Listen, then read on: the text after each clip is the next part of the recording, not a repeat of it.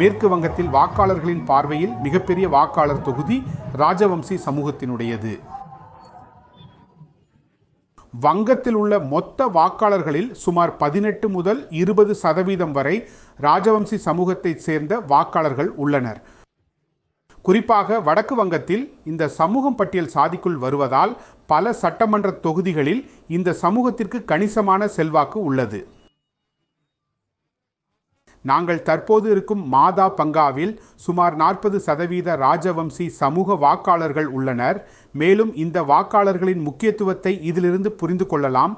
அதாவது பட்டியல் சாதியினருக்காக ஒதுக்கப்பட்ட பெரும்பாலான இடங்களில் பாஜக மட்டுமல்ல, திரிணாமுல் கட்சியின் வேட்பாளர்களும் இதே சமூகத்தைச் சேர்ந்தவர்கள்தான். அதாவது இந்த சமூகத்தின் வாக்காளர்களை தங்கள் பக்கம் ஈர்ப்பதற்காக இரு கட்சிகளும் எந்த முயற்சியையும் விடுவதில்லை. இந்த முறை தேர்தலிலும் திரிணாமுல் காங்கிரஸ் இதே வாக்காளர்களை கருத்தில் கொண்டு அதன் தலைவர் மம்தா பானர்ஜி இங்கிருந்தே தேர்தல் பிரச்சாரத்தை தொடங்கினார். மேலும் வரும் நாட்களிலும் பிரதமர் நரேந்திர மோடியின் தேர்தல் பிரச்சாரமும் வடக்கு வங்கத்தில் இருந்துதான் தொடங்கும். ஆனால் இன்று இந்த சமூகத்தை சேர்ந்த இரு கட்சிகளின் முக்கிய முகங்களும் சாதாரண மக்களும் இந்த தேர்தலை பற்றி என்ன நினைக்கிறார்கள் என்பதை நாம் அறிந்து கொள்வோம். நம்முடன் நிஷித் பிரமாணிக் இருக்கிறார். அவர் பாஜகவின் ராஜவம்சி அரசியலின் போஸ்டர் பாய் ஆக இருந்து வருகிறார். சொல்லுங்கள், இந்த முறை நீங்கள் சட்டமன்ற தேர்தலில் போட்டியிட வேண்டியிருக்கிறது. கடந்த மக்களவை தேர்தலில் ஏற்பட்ட தோல்விக்கு பிறகு எப்படி உணர்கிறீர்கள்? பாருங்கள், தோல்விக்கு பிறகுதான் போட்டியிட வேண்டியுள்ளது அப்படி என்பது போன்ற விஷயம் இல்லை. வெற்றி பெற்ற பிறகும் நான் போட்டியிட்டிருக்கிறேன். 2019 மக்களவை தேர்தலில் வெற்றி பெற்றேன். அதன் பிறகு 2021 19 மக்களவையில் வென்று 21 சட்டமன்றத்திலும் வெற்றி பெற்றேன். அதனால் அப்படிப்பட்ட விஷயம் இல்லை, பாட்டின்ற எண்ணம் இருக்குது. ஒவ்வொரு மாநிலத்திற்கும் எப்போதெல்லாம் தேர்தல் நடக்கிறதோ அப்போதெல்லாம் அந்த மாநிலத்திற்கு ஒரு சமன்பாடு இருக்கிறது. அதற்கேற்ப கேண்டிடேட் தேர்ந்தெடுக்கப்படுகிறது. அதனால் இந்த முறை சட்டமன்ற தேர்தலுக்கு நான் தேர்ந்தெடுக்கப்பட்டு கேண்டிடேட் ஆக்கப்பட்டதற்கு நான் அதிர்ஷ்டசாலி. நிச்சயமாக இந்த முறை வங்காளத்தில் மாற்றத்திற்கான அலை வீசுவதால் ஆட்சியும் அமையும், மக்களின் பெரும் ஆதரவும் கிடைக்கும்.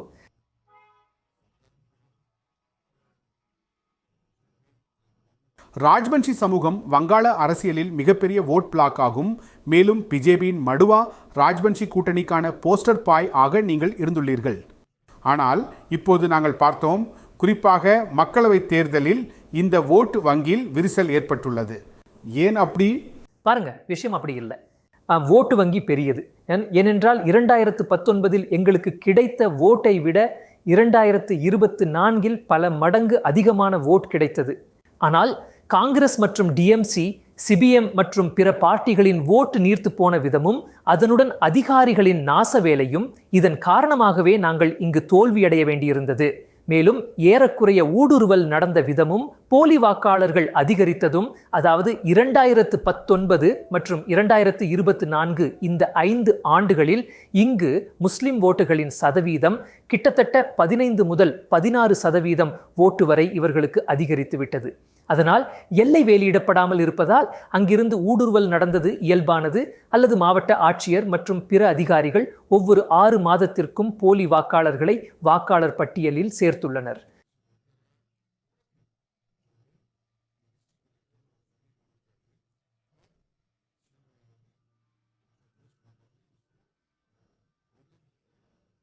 ராஜ்பன்சி சமூகத்தின் மீது சாரின் தாக்கம் எவ்வளவு ஏற்பட்டுள்ளது? பாருங்க, இந்த ஒன்றும் இல்லை. ஏனென்றால் இதுக்காக நாச வேலைக்கு ஆளாக வேண்டிய நிலை எல்லா ராஜ்பன்சிக்கும் ஏற்படவில்லை. சிலருக்கு ஆவணங்களில் சிறிய பிரச்சனை இருந்தது, ஆனால் அதுவும் தீர்க்கப்பட்டது. ஆனால் பிஜேபி சமூகத்திற்கு அளித்த வாக்குறுதிகள் ஏன் நிறைவேற்றப்படவில்லை? அதில் ஏன் தாமதம் ஏற்பட்டது? நேற்று பாருங்கள், அளிக்கப்பட்ட வாக்குறுதிகள் ஆட்சிக்கு வந்தால் செய்வோம் என்பதுதான். ஆட்சியே அமையவில்லை என்றால் வாக்குறுதியை எப்படி நிறைவேற்றுவோம்? மாநிலத்தில் ஆட்சி அமைந்தால் தானே வாக்குறுதி நிறைவேறும். மத்தியில் உங்கள் அரசாங்கம் உள்ளது. மத்திய அரசு கலிச முசிலாண்டு இந்த கொள்வியஸ் கேட்கறதுக்கு முன் ஒரு சட்டத்தை அறிந்திருக்க வேண்டும். நிலம் ஒரு மாநில விவகாரம். மத்திய அரசு ஏதாவது செய்ய விரும்பினால் அதற்கு நிலத்தை யார் கொடுப்பார்? உங்களால் கொடுக்க முடியாது என்பதால் மாநில அரசு தான் கொடுக்க வேண்டும். மாநில அரசு கொடுக்கவில்லை என்றால் நீங்கள் எப்படி செய்வீர்கள்? மத்திய மற்றும் மாநில உறவு, அரசியலமைப்பின் விதி ஆகியவற்றை அறிந்து கொண்டு நீங்கள் இந்த தகவல்களை எல்லாம் தெரிந்து கொள்ள வேண்டும். நீங்களும் சங்கவாதியை நீங்களே வைத்துக் கொள்ளுங்கள். 2021 வட வங்காளத்தில் குறிப்பாக இந்த 2 மாவட்டங்களில் உங்கள் செயல்பாடு இருந்ததை உங்களால் மீண்டும் செய்ய முடியும். பாருங்கள், அது மீண்டும் நடக்கும். மேலும் மிகச் சிறப்பாக மீண்டும் நடக்கும். அதனுடன் சேர்ந்து இங்கு இடங்களும் அதிகரிக்கும். நச்சாய்மயச சுனக்சி இந்த 2021 எங்களுக்கு இங்கு 30 இடங்கள் கிடைத்தது. இந்த முறை எங்களுக்கு இன்னும் அதிக இடங்கள் கிடைக்கப் போகிறது. உதாரணமாக, கடந்த முறை நாங்கள் ஜல்பைகுரி சதரில் சிறப்பாக செயல்படவில்லை. இந்த முறை ஜல்பைகுரி சதரை நாங்கள் ஜெயிக்க போகிறோம். ராஜ்கஞ்சை நாங்கள் ஜெயிக்க போகிறோம். ஹேம்தாபாத்தில் நாங்கள் வெற்றி பெற போகிறோம். குஷ்மண்டியில்வே தாங்கள் வெற்றி பெறப் போகிறோம். எனவே இங்கே உட்கார்ந்து கொண்டே உங்களிடம் 4 சொல்லிவிட்டேன். இதேபோல் இன்னும் நேரம் கிடைத்தால் மீதமுள்ள மற்ற இடங்களையும் சொல்வேன். மம்தா பானர்ஜிக்கு எதிராக உங்கள் முதலமைச்சர் வேட்பாளர் யார்? பாருங்கள், எங்களுடைய இந்த முதல்வர் மற்றும் நாங்கள் யாரையும் முதல்வர் முகமாக வைத்து தேர்தல் நடத்துவதில்லை. எங்களுடைய தேர்தல் முற்றிலும் ஒரு பின் உத்தியுடன் நடக்கிறது. மேலும் நீங்கள் எந்த மாநிலத்திலும் பாருங்கள், அது மத்திய பிரதேசமாக இருந்தாலும் சரி, ராஜஸ்தானாக இருந்தாலும் சரி, அல்லது வேறு எந்த மாநிலமாக இருந்தாலும் சரி, அங்கு இந்த முடிவு மேலிடத்திலிருந்து எடுக்கப்படுகிறது. மேலும் மத்திய தலைமைத்துவம் அமர்ந்து இந்த முடிவை எடுக்கிறது. நிச்சயமாக நாங்கள் பெருவரியன் வெற்றியை பெறும்போது இந்த முடிவும் எடுக்கப்படும். ஜெய் பெங்கால், ஜெய் பெங்கால். சபுஜி, நீங்கள் டிஎம்சி வேட்பாளர். ராஜ்பன்ஷி மக்கள் பொதுவாக பாஜகவின் பெரிய ஆதரவாளர்களாக கருதப்படுகிறார்கள். அப்படி என்றால் நீங்கள் என்ன நினைக்கிறீங்க? இப்போது எங்கள் ராஜ்பன்ஷி மக்களும் எங்கள் ராஜ்பன்ஷி சகோதர சகோதரிகளும் இப்போது பாஜகவை ஆதரிக்கவில்லை.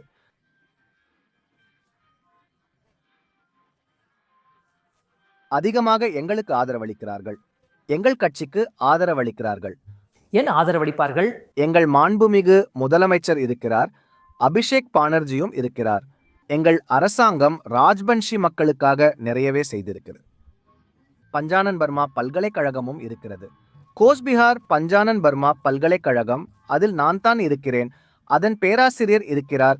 மேலும் எங்களின் ராஜ்பன்ஷி மொழி அகாடமி மம்தா புடி அகாடமியாகவும் உள்ளது. ராஜ்பன்ஷி மக்களுக்காக நமது தீதி நிறைய செய்திருக்கிறார். அதனால்தான் ராஜ்பன்ஷி மக்கள் ராஜ்பன்ஷி மட்டும் இல்லை. ஆதர்ஷ் என்பவர் நமோசூத்தராகவும் இருக்கிறார், சிறுபான்மையினராகவும் இருக்கிறார். எங்களிடம் காயஸ்தர்களும் இருக்கிறார்கள். மேலும் அனைவரும் இந்து மக்கள் எங்களுக்கு ஆதரவளிக்கிறார்கள். நாங்கள் எங்கு சென்றாலும் அங்கும் கையை காட்டுகிறார்கள். சரி, முன்னே செல்லுங்கள், 3 குச் செல்லுங்கள், நீங்கள் வெல்வீர்கள், நிச்சயமாக தோற்பீர்கள். பட் ஒரு எண்ணம் என்னன்னா, ராஜ்பன்ஷி மக்கள் மத்துவா மக்களின் மெஜாரிட்டி பிஜேபி பக்கம் இருக்கிறது. பாருங்க, கடந்த மக்களவை தேர்தல் முடிந்துவிட்டது. நாங்கள் இதில் 17,500 ஓட் கம்பேக் செய்துள்ளோம். இந்த சட்டமன்ற தேர்தலில் 17,500 ஓட் கம்பேக் செய்துள்ளோம். பிஜேபியிலிருந்து டிஎம்சிக்கு வந்துள்ளது. சரி, அதனால் இங்கே நாங்கள் வெல்வோம். இங்கே ஏஐடிசியின் பார்ட்டியா நான் இருக்கிறேன். நாங்கள் வெல்வோம். ஜனங்கள் மக்கள் எல்லாம் செய்வார்கள், ஜனங்கள் செய்வார்கள் என்று சொல்கிறார்கள். மக்கள் ஆசீர்வாதம் செய்தால் நாங்கள் ஜெயித்து விடுவோம், இல்லை என்றால் தோற்று விடுவோம், இல்லையா? அதனால் மக்கள் சொல்கிறார்கள், சப்ளுனி முன்னேறிச் செல், நீ ஜெயித்து விடுவாய். ராஜ்பன்ஷி சமூகத்தை சேர்ந்த வாக்காளர்கள் பிஜேபியை விட்டுவிட்டு டிஎம்சிக்கு ஏன் ஓட்டு வாக்களிப்பார்கள்? ஏனென்றால் ராஜ்பன்ஷி மக்களுக்காக பிஜேபி எதுவும் செய்யவில்லை. நாராயணி பட்டாலியன் என்று உருவாக்க முயற்சி இருந்தது. முயற்சி பேணுதாங்க. யார் செய்தது? நமது பிஜேபியின் பெரிய பெரிய தலைவர்களான பிரதமர்ஜி, அமித் ஷாஜி மற்றும் நிஷித்ஜி ஆகியோர் 250 கோடியில் ராய் சாஹேப் தாக்கூர் பஞ்சானன் வர்மாவின் சிலையை செய்து தருவதாக அறிவித்துள்ளனர். சரி, சிலை இன்னும் அமைக்கப்படவில்லை. ஸ்போர்ட்ஸ் ஹேப்பிற்கு பூமி பூஜை செய்தார்கள், அது இன்னும் நடக்கவில்லை. நாராயணி பட்டாலியன் அமைப்போம் என்று வாக்குறுதி அளித்தார்கள், இன்னும் அது நடக்கவில்லை. ஆனால் நமது தீதி, நமது அரசாங்கம் நாராயணி பட்டாலியனை அமைத்துள்ளது. அதன் தலைமை அலுவலகம் மெக்லிகஞ்சில் உள்ளது. மேலும் ராஜ்பன்ஷிக்காக தீதி செய்திருப்பது மொழிக்காக பாஷா அகாடமி அமைத்திருக்கிறார். பள்ளிக்கூடம் கட்டியிருக்கிறார்.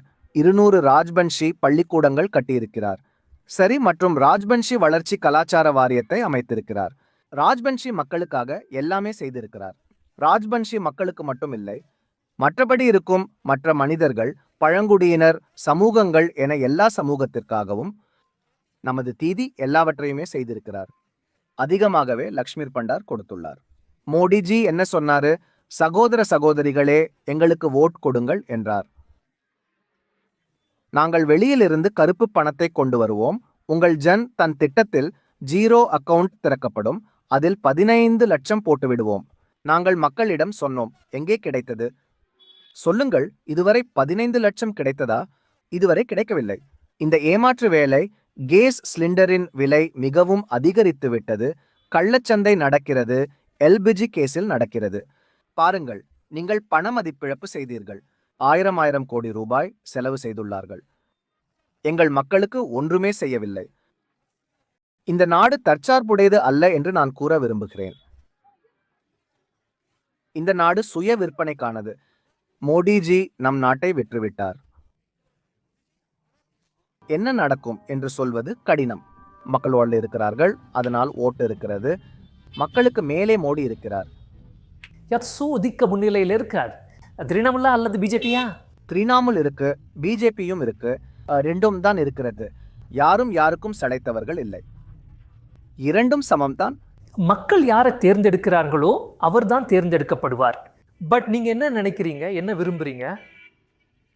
நாட்டுக்காக உழைப்பவர்களையும் மாநிலத்துக்காக உழைப்பவர்களையும் தான் விரும்புகிறோம். இதைத்தான் விரும்புகிறோம். இப்போதெல்லாம் எல்லோருடைய வாழ்வாதாரத்தையும் யாரும் கவனிப்பதில்லை, இல்லையா?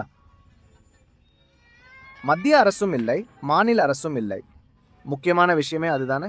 என்ன சாப்பிடுவது, என்ன சம்பாதிப்பது? செலவுகள் நாளுக்கு நாள் அதிகரித்து கொண்டே இருக்கிறது. மாற்றம் வருமா, வராதா? பப்ளிக் எப்போ விரும்புகிறாங்களோ அப்பொழுதுதான் மாற்றம் வரும். கண்டிப்பா பப்ளிக் கையில தான் எல்லாம் இருக்கு. மம்தா பானர்ஜி நிச்சயம் ஜெயிப்பார். மம்தா பானர்ஜி பிரதமராக இருப்பார். இல்லல்ல. திரிணாமுல் ஜெயிக்கும். திரிணாமுல் ஜெயிக்கும். எஸ். மேற்கு வங்கம் முழுவதும் திரிணாமுல் அரசாங்கம் தான் இருக்கும். இன்னைக்கு இருக்கு, நாளைக்கு இல்ல. நிச்சயமா இருக்கிற மந்திரிகள் எல்லாம் பணம் கொடுக்க மட்டும்தான் வராங்க. பணக்காரங்க வீரமா வேலை வேலைன்னு சொல்றாங்க, ஆனா அவங்களுக்கே நஷ்டம். மம்தா பானர்ஜி இந்த முறை பிரதமர் மற்றும் முதலமைச்சர் ஆவார். ஓட் யாருக்கு கொடுப்பீங்க? ஓட் யாருக்கு கொடுப்பேன்? ஓட் நாங்க யாருக்கு கொடுக்கிறோம்னு பார்ப்போம். அக்கா இவ்வளவு உதவி செய்வதால் அப்படியானால் அக்காவுக்குத்தான் கொடுக்க வேண்டும். யார் உதவி செய்வாங்களோ, யார் அதிகமாக கொடுப்பாங்களோ அவங்களுக்குத்தான் கொடுப்பேன். என்ன, நாங்கள் அக்காவுக்குத்தான் கொடுப்போம். லக்கீர் பண்டார் தராங்க, லக்கீர் பண்டார் தராங்க.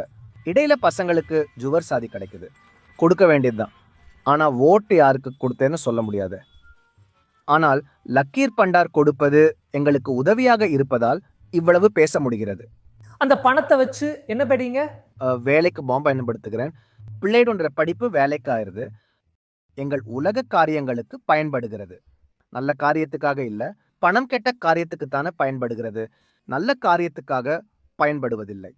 இந்த முறை வரத்தான் போறாரு. யார் என்ன வருவார்? எனக்கு தெரிஞ்சு இந்த முறை வர வாய்ப்புள்ளது. பாஜக வரும். ஏன்? ஒவ்வொருத்தர் வாயிலும் இதே கேள்விதான் இருக்கு. இதுதான் ஆசை. பாமாவுக்கு ஜே,